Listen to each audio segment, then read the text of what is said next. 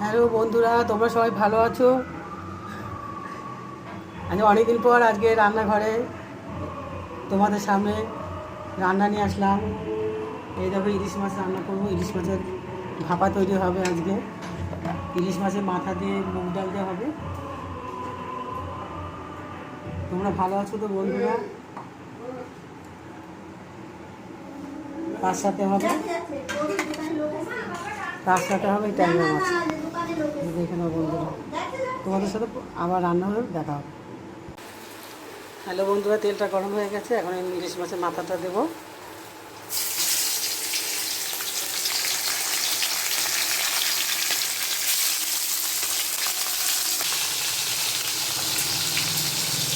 এবারে ইলিশ মাছের মাথাটা দিয়ে ডালে দেবো। আমি এতদিন সময় পাইনি বন্ধুরা, আমার নাতি হয়েছে, তার জন্য আমি রান্না করে আসতে পারিনি। আমাদের সুখবরটা দিলাম, আমার নাতিকে পরে দেখাবো।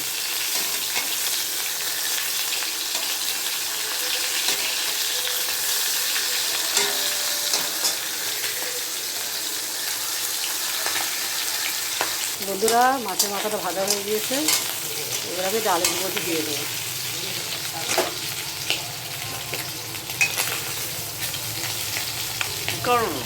এই ভিডিও তুলতেছি।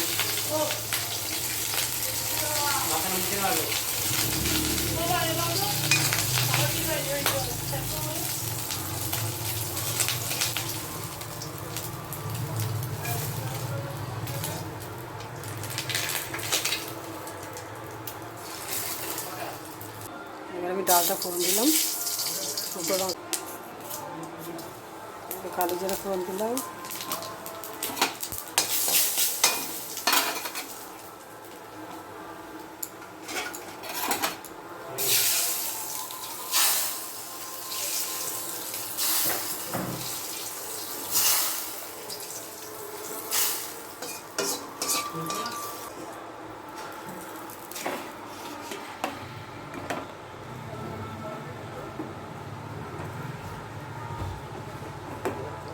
বন্ধুরা, ইলিশ মাছের মাথাটা ভেজে ডালে দিয়ে দিলাম। মুগ আর মুস মিক্সড করে করেছি। ডালটা ফোড়ন হয়ে গেল।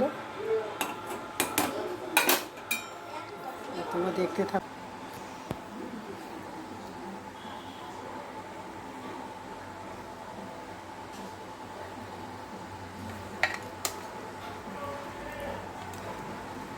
ইলিশ মাছটার মধ্যে সর্ষে তেল দিয়ে মাখিয়ে নিয়েছি বন্ধুরা। দেখো, অত ইলিশ মাছের তেল দিয়েছি। এখন আমি সাদা সর্ষে বাটা দিলাম, পোস্ত বাটা দিলাম,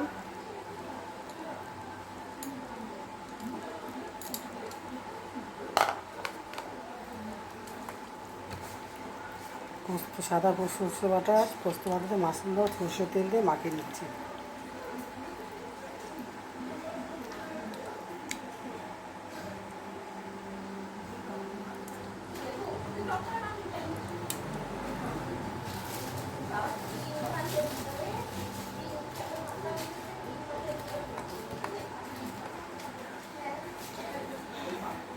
সর্ষে তেল দিয়ে, সাদা সর্ষে দিয়ে, পোস্ত দিয়ে বেটে মেখে নিলাম মাছটাকে।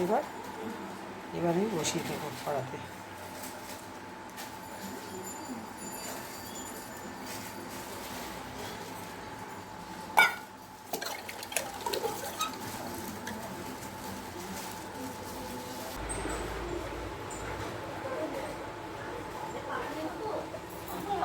এবার আমি কড়ার মধ্যে মাছগুলো সব দিয়ে দিলাম।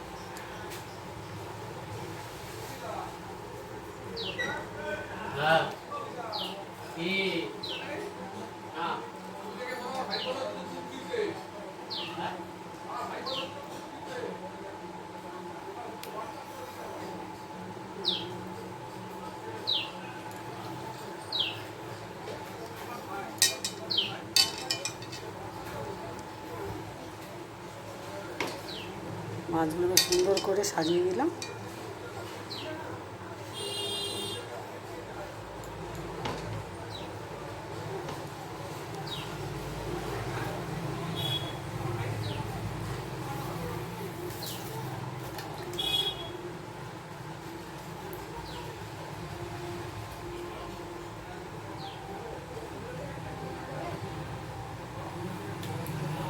দিয়ে এক পিস করে একটু আলু দিয়ে দিচ্ছি বন্ধুরা। আমার ছেলেরা আবার আলু না হলে মাছ খেতে পারে না।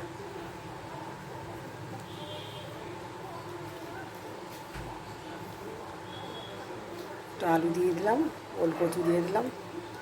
এটা হচ্ছে ওল কচু।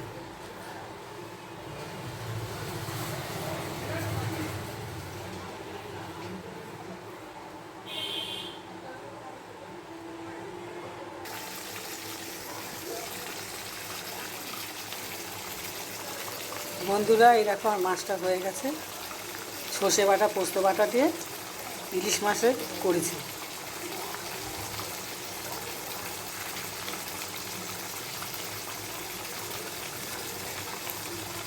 এই দেখো বন্ধুরা, প্রতিটা মাছে কৃষ্ণ ডিম, খুব বড় মাছ এনেছে গোটা। কিন্তু এখন তুলতে পারছি না, তুলতে গেলে যে ভেঙে যায়, ভয় লাগবে। আমার নাতি হয়েছে তো, তার জন্য আমি এতদিন তোমাদের সাথে রান্না করে আসতে পারিনি। আশীর্বাদ করো আমার নাতি যেন ভালো থাকে, সুস্থ থাকে। এবার থেকে তাও সবসময় পারবো না, কিছু কিছু যদি সুযোগ পাই একটু রান্না করে পাঠাবো। বন্ধুরা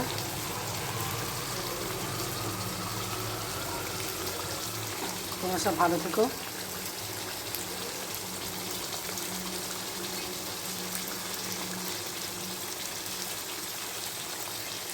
এই দেখো বন্ধুরা মাছ, আর তুলতে গিয়ে দেখো বন্ধুরা তো খুলে গেল।